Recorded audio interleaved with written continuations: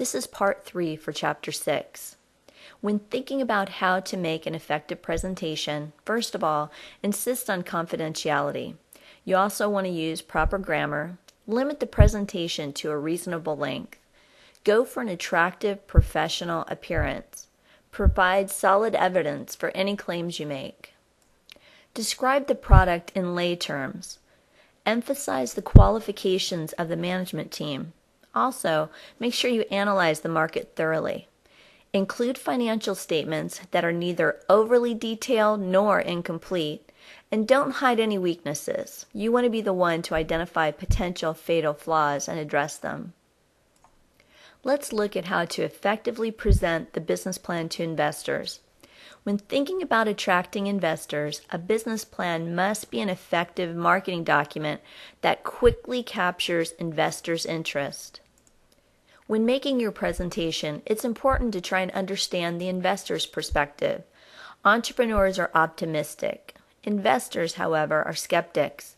Investors focus on break-even and positive cash flow. They also have a short attention span. Bad information and poor preparation cause investors to lose interest quickly. Plan features that attract investors. Make sure that it speaks the investor's language. It should be market-oriented in meeting customers' needs. Investors, for the most part, are not product-oriented, but they're focused on the customer. Make sure you show evidence of target customer acceptance of the proposed product or service. Present credible, but not overly optimistic financial projections. You need to be able to recognize the investor's need for required rates of return on investments. Demonstrate evidence of focus on a limited number of products and services. Make sure you have a proprietary market position through patents, copyrights, and trademarks. Plans that create unfavorable reactions are based on financial projections at odds with accepted industry norms. Investors look down on proposals that have unrealistic growth projections. Another thing that will get a bad reaction from an investor is if you show a real infatuation with the product or service and downplay the market needs or acceptance. Now let's look at some resources for business plan preparation. Specialized business plan and spreadsheet software can be helpful.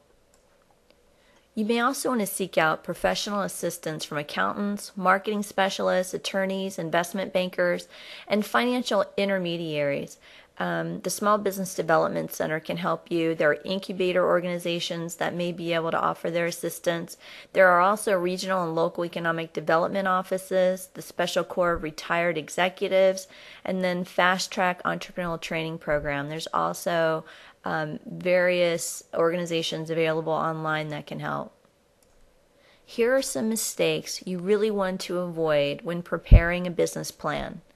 Failing to provide solid data. Failing to describe the product in lay terms so that when you're talking to an investor, they're really clear on what you're trying to do. Failing to thoroughly analyze the market. Failing to include financial statements that are complete. And you want to make sure the financial statements aren't overly detailed, and you don't want them to be incomplete either.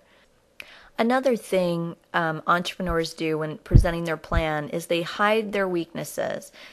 You do not want an investor to point out those weaknesses for you and be the one to address them. You want to point them out and be clear that you're ready to address them.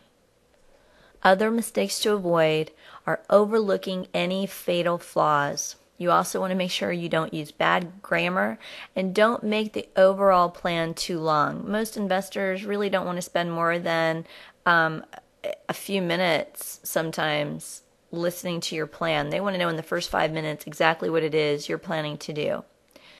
Well, this is the end of the Chapter 6 presentation. Thanks so much for joining me, and I look forward to reading your work.